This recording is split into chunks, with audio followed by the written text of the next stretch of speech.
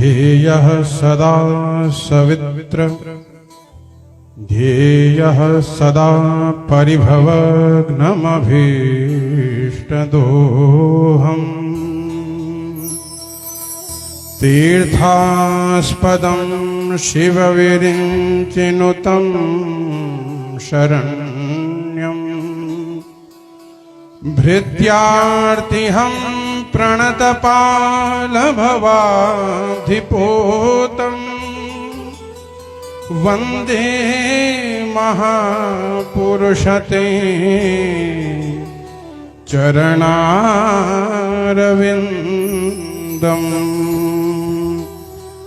वन्दे महापुरुषते चरणारविन्दम्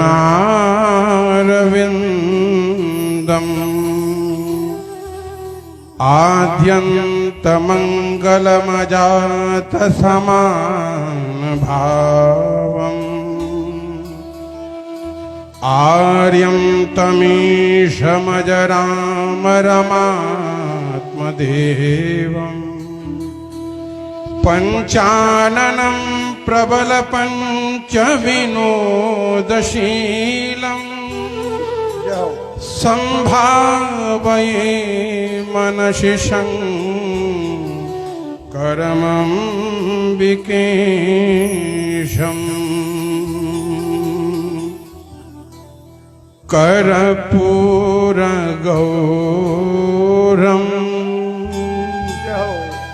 करुणावतारम्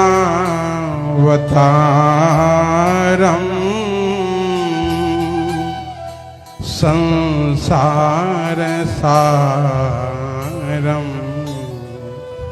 भुजगेन्द्रहारम्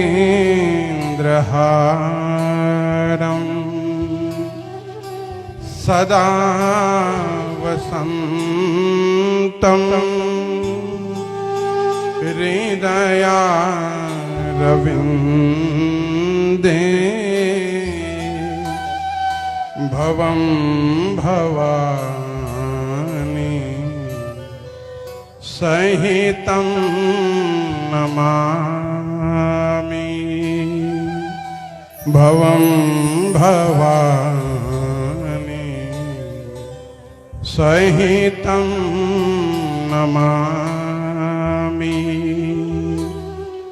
करारविन्देन पदारविन्दम्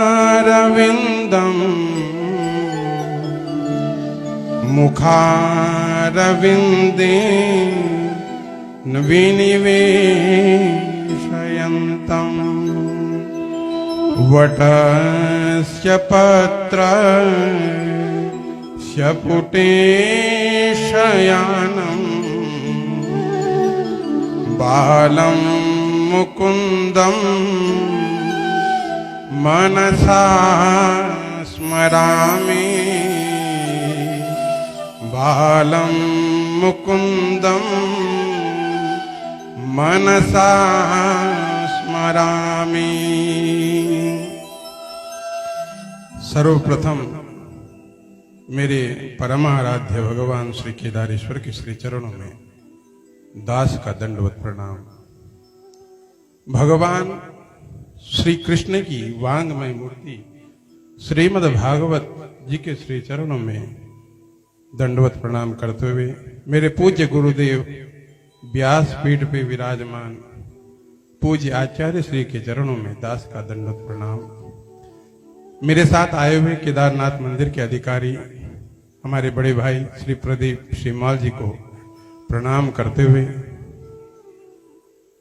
हमारे गुरु भाई श्री सुधाकर उनियाल जी के श्री चरणों में बारंबार प्रणाम करते हुए पूज्य आचार्य वृंदों के श्री चरणों में प्रणाम करते हुए जो हमारे संगीतज्ञ हैं उनको भी बारंबार प्रणाम करते हुए मंडप पे आवाहित सभी देवी देवताओं को प्रणाम करते हुए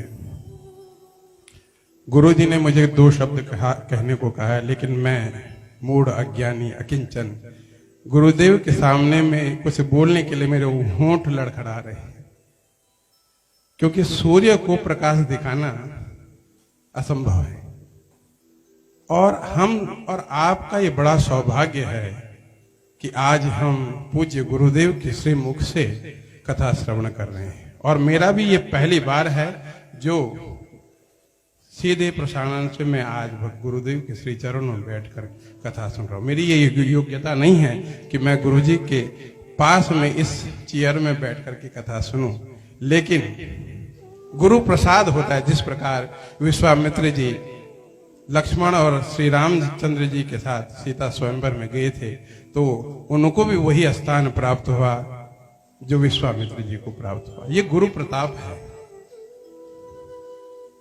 गुरु प्रताप से आप रंक से राजा बन सकते हैं, गरीब से धनी बन सकते हैं और जीव से शिव बन सकते हैं।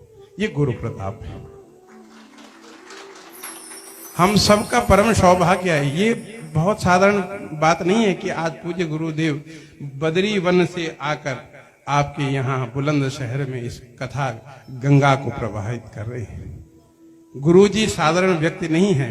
हम जानते हैं किस प्रकार आजीवन श्रीमन नारायण के श्री चरणों में आजीवन अनवरत रूप से सेवा की, और जो अनुष्ठान का प्रताप है उनके जीवन में आज बुलंद शहर में आपके नगर में वो कथा गंगा को प्रभावित कर रहे हैं। ये आपका सौभाग्य है, हमारा सौभाग्य है। तो साक्षात इस कलयुग के वेद व्यास जी, हम इनको कहें तो कोई अतिशयोक्ति नहीं होगी। ज्यादा हो गया।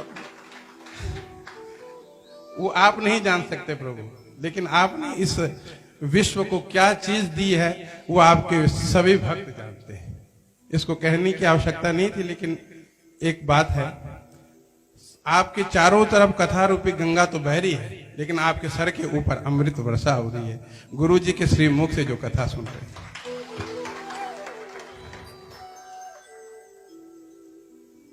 तो सभी आप लोगों से निवेदन कि कुछ ना कुछ, देखिए मैं कभी भी कहीं कहने का मुझे अवसर प्राप्त होता है तो मैं ये बात अवश्य कहता हूं, कथा में बैठना उतना महत्वपूर्ण नहीं है जितना कि कथा को अपने जीवन में बैठाना बहुत महत्वपूर्ण है। आप आगे कथा सुनी, यहां से सुनी और यहां से बाहर, ये नहीं होना चाहिए। कुछ ना कुछ अंश, जितना भी गुरुदेव ने इस सप्ताह यज्ञ में कहा, कुछ ना कुछ एक श्लोक, एक ऐसी बात जो जीवन में उतर गई तो आप 84 के फेर से उबर जाएंगे। कहते हैं, धर्मशास्त्र कहते हैं 4 प्रकार के वैराग्य बताए गए हैं, और वो वैराग्य क्या हैं? क्षणिक हैं। कौन से वैराग्य? कहते हैं गर्भे व्याधौ श्मशाने च पुराणे यामतिर्भवे सा यदि स्थिरतां याति को न मुच्येत बंधनात्। 4 प्रकार के वैराग्य, लेकिन क्या है वो वैराग्य? क्षणिक है। कौन से वैराग्य? गर्भे, जीव जब माता के गर्भ में रहता है तो उसको इतनी पीड़ा होती है, इतना कष्ट होता है, वो सोचता है कि मैं इस नरक से कब बच पाऊं। लेकिन जब संसार में उसका जन्म होता है, वो माया के फेर में जब बनता है तो वो माया के चक्कर में फंस करके उसको लगता है इस संसार से बड़ा कुछ है नहीं। वही चीज व्याधो, बीमारी में दवाई खा खा के परेशान हो जाता है, सोचता है दवाई से अच्छा है कि मैं मर जाऊं, लेकिन फिर उसकी तबीयत ठीक होती है, माया में फंसता है, फिर से वही चक्कर, ये तेरा ये मेरा। तीसरा श्मशाने च, श्मशान में जब आप किसी शव यात्रा में जाते हैं तो कुछ क्षणिक समय होता है जब श्मशान वैराग्य प्राप्त होता है, तो लगता है जीवन तो क्षण भंगुर है। उस समय सभी लोग ऐसा बोलते हैं, पानी का बुलबुला है, ये ठोकर लग जाने से नाश हो जाएगा इसका। लेकिन जैसे ही चिता जली, वैसे ही श्मशान से ऊपर आकर के फिर से वही, अरे मेरा ये कॉन्ट्रैक्ट उधर था, इसने पैसा नहीं दिया, मेरी बीबी ने ऐसा कर दिया, मेरे बच्चों ने ऐसा कर दिया, फिर वही माया का चक्कर। और अंत में कहते हैं पुराणी या मतिर्भवे। सभी सुन रहे हैं कथा। इस समय आपके मन में यह है कि गुरुजी ने जो बोला यही सत्य है। भगवान नाम का स्मरण करना, भगवान का संकीर्तन करना यही सत्य है। लेकिन कथा पांडाल के बाहर गए, माया ने जगड़ा नहीं, ये सब चीज फुर हो गया। लेकिन कहते हैं सा यदि स्थिरताम याति, ये जीवन में यदि ये क्षणिक वैराग्य स्थिर हो गए, को न मुच्चेत बंधना, इस जन्म और मृत्यु के बंधन से कौन न मुक्त हो पाएगा। इसलिए जीवन में हर क्षण जिस प्रकार आप श्वास लेते हैं उसी प्रकार भगवत नाम का स्मरण करते रहना चाहिए। और क्या होगा, इस्कॉन के संस्थापक प्रभुपाद जी से किसी ब्रिटिश अंग्रेज ने प्रश्न किया कि भगवान आप तो हमेशा कहते हैं कि भगवान का नाम लेना चाहिए, राधा राम कृष्ण नाम, इससे क्या हो जाएगा। तो प्रभुपाद जी थोड़े समय के लिए चुप रहे और उसके बाद कहा, हे मूर्ख, क्या धृष्टता कर रहा है, कैसी बातें कर रहा है, अनावश्यक बातें। तो इन बातों को सुन करके वो अंग्रेज जो था क्रोधित हो गया, गुरुजी जी पे चिल्लाने लगा, गुरुजी कैसे बात। तो मैं यही समझाने के लिए आपको ऐसा बोल रहा हूं। यदि मैं आपको गाली देने, केवल गाली देने के लिए, गाली देने से आप अपना आपा खो करके क्रोधित हो जावें, तो भगवान नाम स्मरण करने से, भगवान की स्तुति करने से, वंदना करने से भगवान कैसे प्रसन्न न हो। तो नाम की ये महिमा है। और नाम महिमा करने से, नाम जाप करने से क्या जीवन में प्राप्त होगा। विष्णुश्चक्र गदा प्रयाति पुरुतः, शूले शिव पृष्ठतः, वामे पाशधरा प्रयाति वरुणो, चक्रिर्हरिर्दक्षिण। जो भगवान का नित्य स्मरण करता है, नित्य जाप करता है, भगवान नारायण चक्र लेकर उसकी आगे चलते हैं उसकी रक्षा के लिए। भगवान महादेव त्रिशूल लेकर उसके पीछे से उसकी रक्षा करने के लिए चलते हैं। वरुण पाश लेकर के बाएं भाग में उसकी रक्षा के लिए चलते हैं, दाएं भाग में इंद्र स्वयं वज्र लेकर उसकी रक्षा करने के लिए चलते हैं। इसलिए नाम की महिमा है। कलयुग केवल नाम आधार। तो भगवान नाम जो स्मरण करते हैं, मैं तो कहता हूं, माताओं को ये निवेदन करता हूं कि अपने बच्चों का नाम टिंकू, पिंकू, रिंकू ना रखा जाए। कम से कम ऐसा नाम रखें कि जिससे भगवान का स्मरण हो। अजामिल की कथा सुनी होगी, गुरुजी ने सुनाई होगी, नारायण नाम था। तो उस नाम का क्या प्रभाव हुआ उसके जीवन में, ये आपको स्वयं पता है। कैसे प्रसन्न होते हैं भगवान। बोलते हैं हम इतने जाप करते हैं, इतना पूजा पाठ करते हैं, इतना सब कुछ करते हैं, फिर भी प्रसन्न नहीं होते। तो मुझे स्मरण नहीं हो रहा है, शायद श्रीमद् भागवत के चतुर्थ स्कंद के 31वें अध्याय में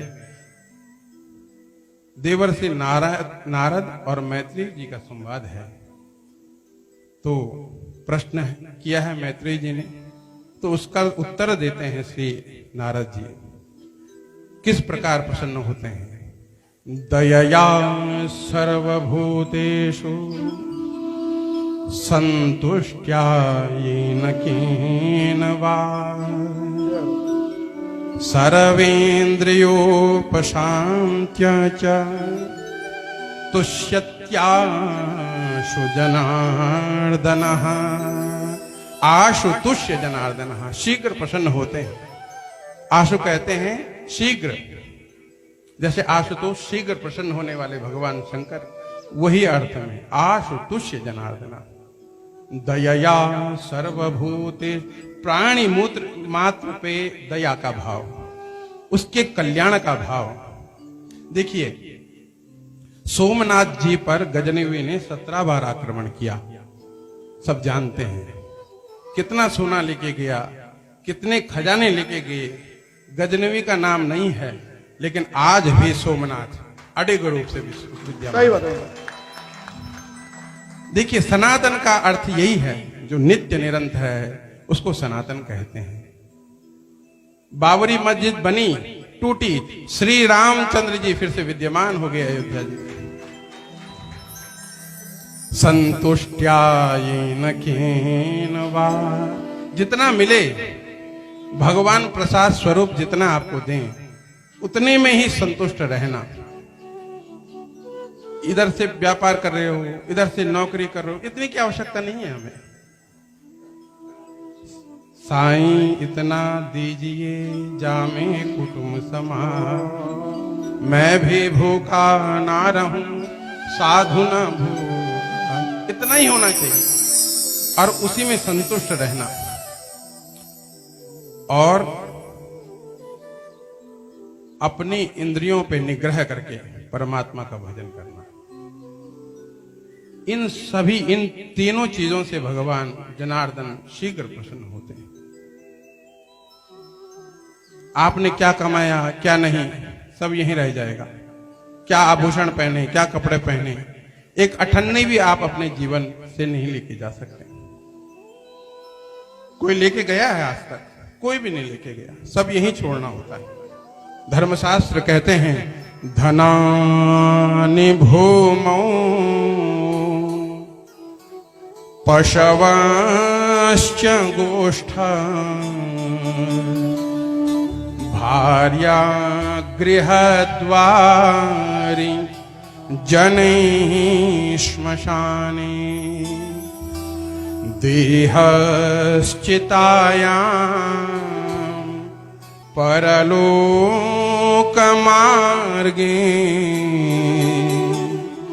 धर्मानुगो गच्छति जीव एकः धर्मानुगो गच्छति जीव एकः। जितना जीवन में आपने धन कमाया है वो सब यहीं पृथ्वी पर छोड़कर जाना होगा। आपने जितने पशु बांधे हैं सब गोष्ठ में बंद कर रह जाएंगे।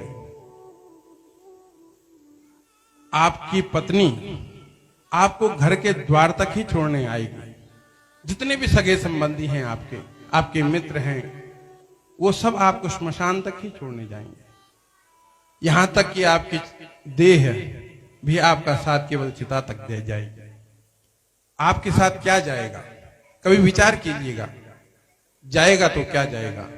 धर्मानुगो गच्छति जीव एकः। जितने भी आपने पुण्य के कार्य किए हैं, धर्म के कार्य किए हैं, वही आपके साथ जाने वाले हैं। जैसे यजमान परिवार ने आज यहाँ पे अपने कुल का उद्धार तो किया ही किया। सतरति सतरति सलोकांश तारयति, अपने आप तो तरते ही हैं, लेकिन समस्त लोक के कल्याण को करने का कार्य भी वो करते हैं। यजमान ने अपने पिछली 7 कुल का उद्धार, अगले 7 कुल का उद्धार तो कर दिया, लेकिन यहाँ पे तमाम आप जैसे भक्त वृंद यहाँ पे आए हैं, उनका भी कल्याण सुनिश्चित। तो यजमान परिवार धन्यवाद के पात्र हैं। जो आपका ये भगीरथ प्रयास है, वो भगीरथ अलग थे और आज के भगीरथ आप हैं, जो बद्रीनाथ से ये कथा गंगा को बुलंदशहर में आपने बहाया। ये आप धन्यवाद के पात्र हैं और जिससे आपका भी उद्धार हुआ ही और मुझ जैसे मूर्ख प्राणी का भी उद्धार हो गया। तो इन्हीं 2 शब्दों को मैं अपने आराध्य देव भगवान श्री केदारनाथ जी, मेरे पूज्य गुरुदेव व्यास जी महाराज जी के श्री चरणों में समर्पित करते हुए, बोलो केदारेश्वर महादेव की जय, बदरी विशाल भगवान की जय, श्री श्री अम्बे मातु की जय, श्री भागवत महापुराण की जय, व्यास जी महाराज की जय, सत्य सनातन वैदिक धर्म की जय। ओम नमः पार्वती पतये हर हर महा